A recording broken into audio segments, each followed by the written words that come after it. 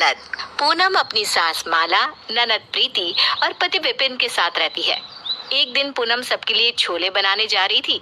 तभी रसोई में पूनम की ननद प्रीति आ जाती है और अपनी भाभी को छोले बनाते हुए देखकर कहती है, भाभी ये क्या है? आप किससे पूछकर छोले बना रही हो? आपको नहीं पता क्या कि मुझे छोले अच्छे नहीं लगते और मैं छोले खाती भी नहीं हूँ।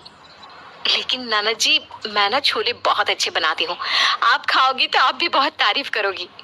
भाभी ये मेरा घर है, यहाँ जो कुछ भी होता है, जो कुछ भी बनता है मुझसे पूछ कर बनता है। तो आज के बाद आप कुछ भी बनाना तो मुझसे पूछ लेना पहले। लेकिन ननद जी, ये घर मेरा भी है और यहाँ मैं भी तो कुछ कर सकती हूँ ना, कुछ भी बना सकती हूँ। और मेरा छोले बनाने का मन है तो मैं बना रही हूँ। मुझे कोई बहस नहीं करनी भाभी। आप छोले नहीं बनाओगी मतलब नहीं बनाओगी। मुझे छोले नहीं राजमा खाने हैं, अब राजमा बनाओ। नहीं, ऐसा नहीं हो सकता ननद जी। छोले बनाने थे इसलिए मैंने पहले ही छोले भिगो दिए। आपने नहीं बनाया तो मैं आपकी शिकायत माँ से कर दूंगी। देखो, आप कह रही हो तो आज रात को बना दूंगी मैं, लेकिन अभी छोले ही बना देती हूँ, वरना छोले भी खराब हो जाएंगे ना। दोनों की बहस बढ़ती जा रही थी, रुकने का नाम ही नहीं ले रही थी। और ये सब सुनकर पूनम की सास आ जाती है। ये क्या शोर मचा कर रखा है? पूनम, क्यों मेरी बेटी को परेशान कर रही हो? वो जो बोल रही है बना क्यों नहीं देती? माँ देखो ना, भाभी तो चाहती ही नहीं कि मैं कुछ खाऊं, इसलिए जो उनका मन करता है वही बना लेती है। मेरी मर्जी से कभी कुछ होता ही नहीं है। अरे मैं भला ऐसा क्यों चाहूंगी? मैं तो चाहती हूँ कि ये सब कुछ खाए पिए और खुश रहे। अच्छा, बस बहुत हुआ। देखो, तुम मटर पनीर बना लो। मटर पनीर मेरी प्रीति को बहुत पसंद है ना? प्रीति को मटर पनीर खाने में कोई परेशानी भी नहीं होगी। पूनम अपनी बात रखती तो है, पर सब उसकी बात को इग्नोर कर देते हैं। ऐसे ही एक दिन पूनम अपनी सास को कहती है, माँ जी चलिए ना, हम तीनों कहीं बाहर घूम के आते हैं। वैसे भी घर में हम तीनों ही हैं। विपिन जी ऑफिस के काम से बाहर गए। हम तीनों चलते ना नाइट आउट के लिए। बाहर खाना खाएंगे और मूवी देखेंगे और फिर घूम फिर के वापस आ जाएंगे। एक ही दिन की तो बात है। चलिए ना माँ जी। हाँ हाँ ठीक है, चलते हैं तीनों। पहले प्रीति को बुला लो, उसको तो बता दूं मैं। पूनम तुरंत अपनी ननद के कमरे में जाती है और बुलाती है। हाँ मम्मी, बुलाया आपने, बोलिए। अब पूनम सोच रही थी कि हम तीनों बाहर चले, खाना पीना खाएं और मूवी देखकर आ जाए। मुझे भी ठीक लग रहा है, तो चल बेटा चलते हैं, कहीं घूम कर आते हैं। भाभी आप कौन सी मूवी की बात कर रही हो? कौन सी मूवी देखने जा रहे हैं? मूवी का नाम तो बताओ। ननद जी, मैं सोच रही हूँ जवान मूवी देखने चलते हैं। नई आई है ना, और अभी हमने देखी भी नहीं है। चलो ना चलते हैं। अरे नहीं भाभी, मैंने देख ली मूवी। कोई और सी मूवी देखते हैं, ये तो मैंने देख रखी है। ननद जी, आपने देख ली है लेकिन हमने तो नहीं देखी ना, हमें भी देखनी है। चलो ना, हमारे साथ बहुत मजा आएगा। भाभी मैं क्या एक ही मूवी रिपीट करती रहूं? मैं नहीं जाऊंगी। कोई और सी देखनी है तो बोलो। माँ जी, ननद जी ने तो ये मूवी देख ली है, तो हम दोनों ही चले। मेरी बेटी नहीं जाएगी तो मैं भी नहीं जाऊंगी, और तू भी नहीं जाएगी पूनम। माला मूवी के लिए साफ मना कर देती है और फिर पूनम अपने कमरे में चली जाती है। कुछ दिनों बाद प्रीति टीवी देख रही होती है तो टीवी में स्कूटी के ऐड आने लगते हैं। ऐड को देखकर वो अपनी माँ और अपनी भाभी से बात करने चली आती है। माँ मुझे ना स्कूटी पसंद आई है, मुझे वही स्कूटी लेनी है। मेरी बेटी को स्कूटी पसंद आई है, चलो चलते हैं, लेकर आते हैं। कौन सी स्कूटी लेने जा रही है ननद जी, मुझे भी तो बताओ। मैंने ना टीवी में एक ऐड देखी है बैटरी वाली स्कूटी की, बहुत अच्छी चलती है, मुझे वही लेनी है। ननद जी, आप एक ऐड देखकर बैटरी वाली स्कूटी लेने की सोच रही हैं? बैटरी वाली ना इतनी अच्छी नहीं होती। आप एक्टिव ले लीजिए, और बैटरी वाली बिजली का बिल भी बहुत खींचेगी, और हमारा बिल तो वैसे ही बहुत आता है, आप तो जानती है ना। मुझे बैटरी वाली ही चाहिए। आप बीच में क्यों बोल रही हो? माँ को जब कोई एतराज नहीं तो आपको बिल की क्यों चिंता हो रही है? आप कौन सा बिल भरती हो? बिल तो भैया भरते हैं ना। बैटरी वाली महंगी भी आती है और एक्टिव सस्ती भी पड़ती है। देखो, एक्टिव लोगी तो आपका ही फायदा है, और बैटरी वाली में आपका नुकसान। आगे आपकी मर्जी। बहू, तुझे क्या परेशानी है? अरे इसका जो मन करे बोलेगी, तू चुप हो जा। प्रीति, मैं हूं ना, मैं दिलाऊंगी जो तुझे लेना होगा। चल बच्चा। ये सब पूनम को बिल्कुल भी अच्छा नहीं लगता। एक दिन पूनम अपनी सास के पास आकर कहती है, माँ जी, अभी मेरी माँ ने ना प्रीति के लिए एक बहुत ही अच्छे लड़के का रिश्ता बताया है। अगर आप कहो तो मैं अपनी माँ से कहकर प्रीति की शादी की बात आगे चलाऊं। इतने भी क्या जल्दी है शादी की? अभी छोटी ही तो है मेरी प्रीति। शादी का क्या है, वही जानी है, आज नहीं तो कल। माँ जी, ये तो आप अपना और मेरा दिल रखने के लिए कह रही हो, वरना ये तो आपको भी पता है कि ननद जी इतनी भी छोटी नहीं है कि उनकी शादी ना की जा सके। हाँ, हो भी गई है उम्र, तो मैं अभी नहीं करवाना चाहती अपनी बेटी की शादी। और मैं अपनी बेटी के लिए अपनी पसंद का लड़का देखूंगी, जो लाखों में एक होगा। अरे माँ जी, आप इस लड़के से मिल तो लो। आपको ये लड़का लाखों में तो क्या, करोड़ों में एक लगेगा। बिल्कुल हीरा है, हीरा। बहू ना, तू बेफालतू की जिद मत किया कर मेरे आगे। जब मुझे अपनी बेटी की शादी करनी होगी तब मैं कर दूंगी, तुझे इतना सोचने की जरूरत नहीं है। माँ जी, मैं तो बस ननद जी के लिए बोल रही हूँ, इसमें मेरा कोई स्वार्थ नहीं है। हाँ, तो तेरा कोई स्वार्थ नहीं है ना, तो चुप रह। पता नहीं क्यों इतना दिमाग चलाती है। मेरी बेटी की शादी के बारे में तुझे सोचने की कोई जरूरत नहीं है। पूनम को अपनी सास की बात काफी चुभती है और कुछ दिनों बाद वो अपने मायके अपनी माँ नीलम से मिलने के लिए आती है। माँ कहती है, बेटा इतने दिनों बाद आई, सब ठीक तो है ना तेरे ससुराल में? हाँ माँ, वैसे तो सब ठीक ही है, लेकिन मैं बस अपनी ननद से परेशान हो जाती हूँ। ननद से परेशान? अब क्या किया तेरी ननद ने?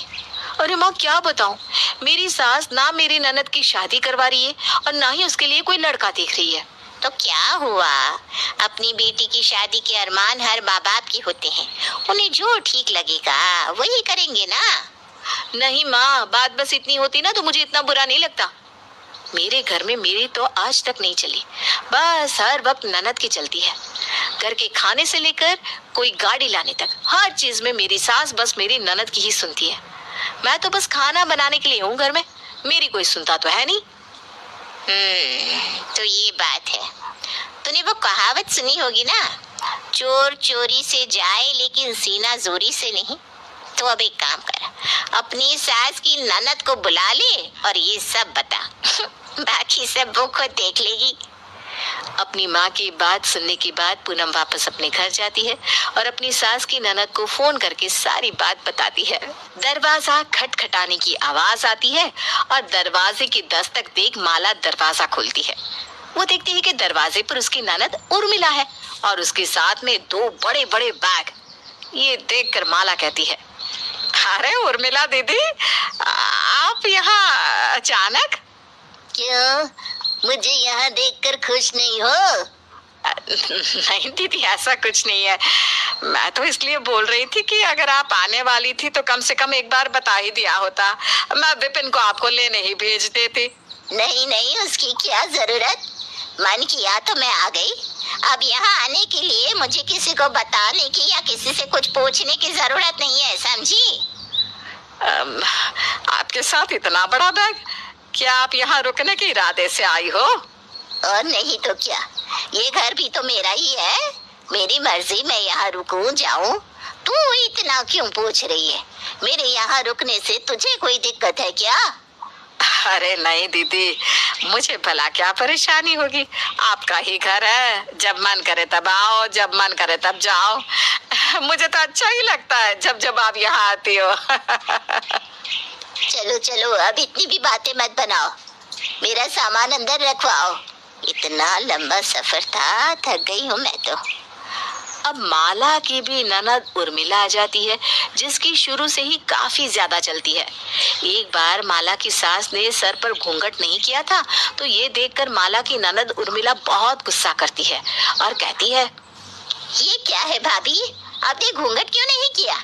आपको पता है ना, हमारे घर की औरतों के सर पर बाल रहे या ना रहे, लेकिन घूंघट जरूर होता है। अरे मेरी कोई नई शादी थोड़ी ना हुई है जो मैं सर पर घूंघट रखूं। और वैसे भी ना मेरी सास है ना ससुर, कोई जेठ जेठानी भी नहीं है।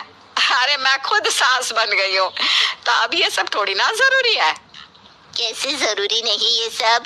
आपको मैं दिखाई नहीं दे रही हूँ या देखना ही नहीं चाहती हूँ?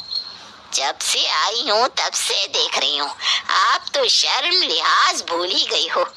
अरे लेकिन क्या भाभी, आप सास अपनी बहू की बनी हो, मेरी नहीं।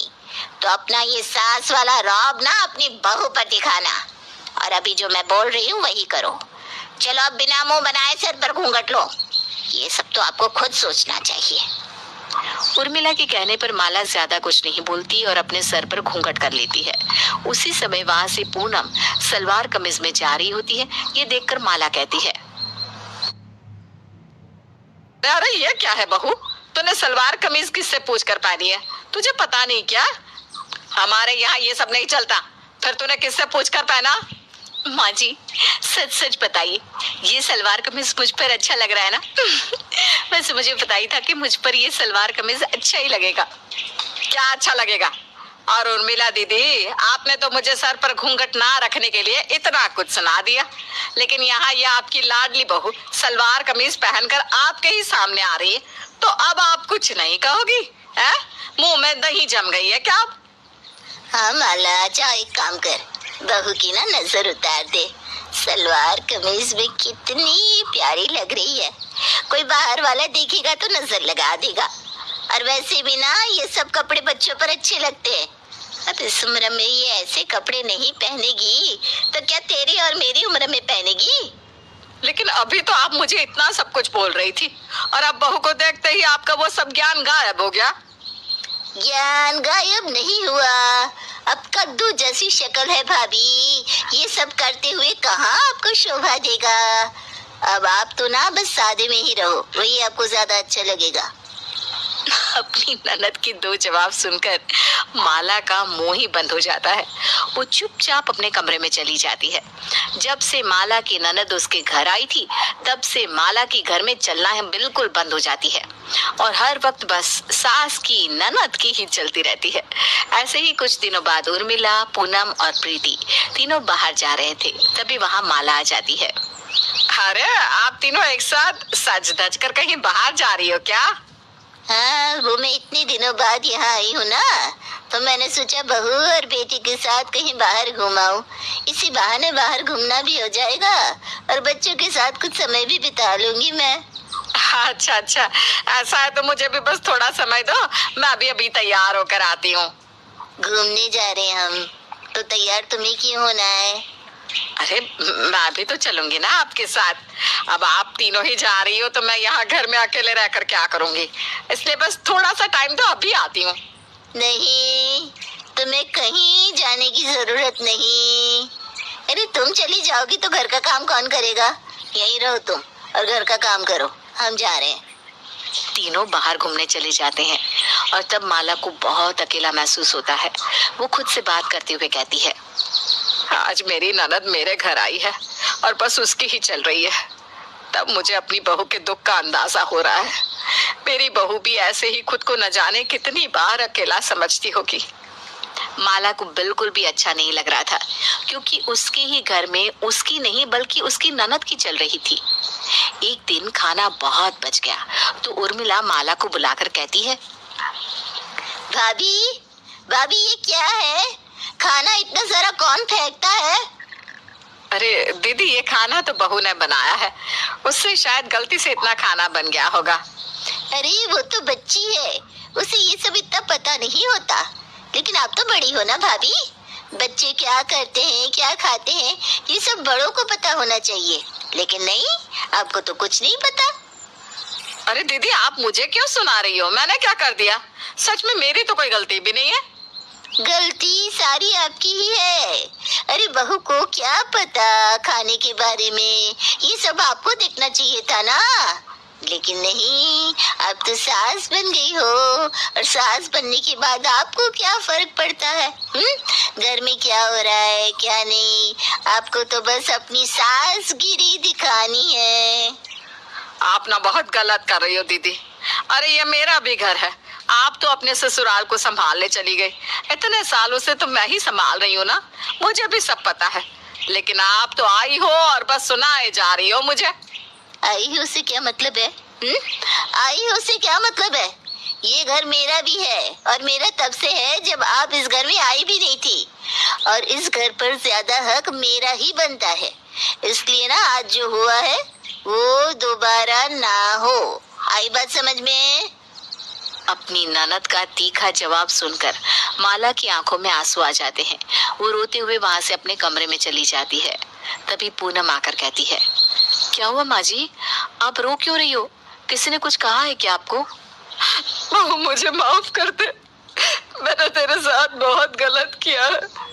जब अपने ही घर में हमारी ना चले और हमसे ज्यादा हमारी ननद के चले तो बहुत बुरा लगता है, और ये मुझे पता चल गया है। कोई बात नहीं माँ जी, यही तो जिंदगी है और जिंदगी में उतार चढ़ाव चलते रहते हैं। अब हम किसी एक ही बात को लेकर बैठ जाएंगे तब तो हमारी जिंदगी की गाड़ी रुक जाएगी, है ना? आप रोना बंद कर दो प्लीज माँ जी।